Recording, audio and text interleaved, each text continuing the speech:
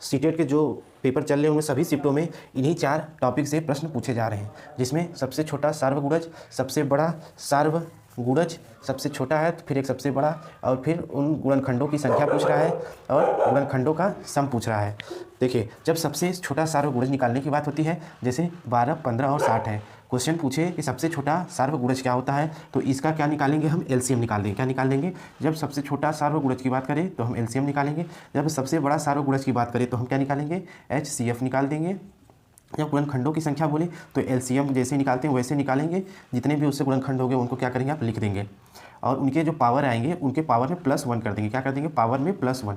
चलिए सबको समझाएंगे। गुणनखंडों का सम निकालेंगे, जो भी आपका पावर होता है, जितने भी पावर होता है उनको क्या करेंगे? 1 की पावर 0 + 1 की पावर 1 + 1 की पावर 2 डैश डैश 1 की पावर n में क्या करेंगे? उनको तोड़ देंगे। तो इसको भी हम आगे देखेंगे।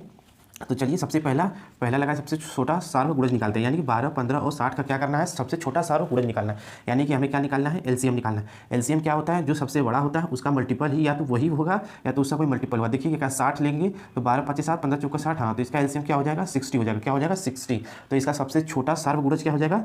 एलसीएम ही सबसे छोटा सार्वगुणज कहलाता है। अब सबसे बड़ा सार्वगुणज की बात करें तो यानी कि जो भी नंबर मान लीजिए यही लेते हैं 12, 15 और 60 का, अगर एचसीएफ पूछे तो यानी कि एचसीएफ जैसे ही आता है तो जो सबसे छोटा या तो वही एचसीएफ होगा या तो उससे कम नंबर, कोई एक कम नंबर आएगा जो इन तीनों को क्या करें? डिवाइड कर दें।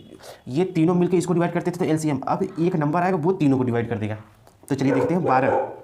अगर 12 को लेते हैं तो क्या 12 डिवाइड कर पाएगा? नहीं कर पाएगा। तो अब क्या करना है आपको? फिर उससे कम की ओर जाएंगे, तो उससे कम की ओर जाएंगे तो हम 11 की ओर जाएंगे तो नहीं कर पाएगा, 10 जाएंगे नहीं कर पाएगा, फिर 9 जाएंगे, 8 जाएंगे, 7 जाएंगे, 6 जाएंगे, 5 जाएंगे, फिर 4 जाएंगे फिर 3 जाएंगे। तो देखिए तो क्या 3 कर रहा है? क्या कर रहा है? 3। तो सबसे देखिए 3 चौका 12, 3 5 15, 3 20 23 60, ठीक है। तो ये क्या हो जाएगा? इसका एचसीएफ क्या हो जाएगा? 3 हो जाएगा। क्या हो जाएगा? इसका एचसीएफ 3 हो जाएगा। तो सबसे बड़ा सार्वगुणज क्या हो जाएगा? इसका 3 हो जाएगा।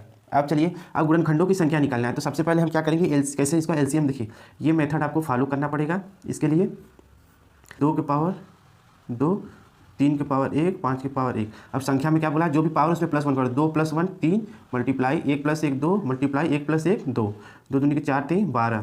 तो इसके गुणनखंडों की संख्या का जो आंसर होगा आपका 12 होगा। अब इन्हीं इसके बाद अगला क्वेश्चन होता है ये गुणनखंडों की संख्याओं का सम निकालना। जब सम की बात आती है तो जो भी इनका पावर होता है इनको ऐसे तोड़ लेते हैं। जैसे 2 की पावर 2 है तो 2 की पावर 0 से 2 की पावर 2 तक जाइए, ठीक। अब मल्टीप्लाई 3 की पावर 1 ही है तो 3 की पावर 0 + 3 की पावर 1, फिर मल्टीप्लाई 5 की पावर 0 + 5 की पावर 1, 2 दूना के 4 प्लस का 2 प्लस का किसी का पावर 0 होता है उसकी वैल्यू 1 होती है। 4 2 6 1 7, तो क्या हो जाएगा? 7। अब देखिए 3 और 1 4, इसका क्या हो जाएगा? 5 और 1 6, तो क्या हो जाएगा? 6 चौका 24 और 24 गुणे 7, 7 चौका 28 आ जाएगा 168। तो इसका आंसर है 168। तो इस तरीके से आप अगर ये क्वेश्चन आपने अब तक समझ लिया होगा तो इससे आने वाला कोई भी क्वेश्चन होगा आप सॉल्व कर लेंगे। आपसे किसी का भी डायरेक्टली एलसीएम एचसीएफ नहीं पूछने वाला है अब, क्योंकि अब आपका लास्ट स्टेज में एग्जाम है तो ऐसे क्वेश्चन पूछे जाएंगे। तो दोस्तों चैनल को सब्सक्राइब कर वीडियो को एक लाइक ज़रूर करें।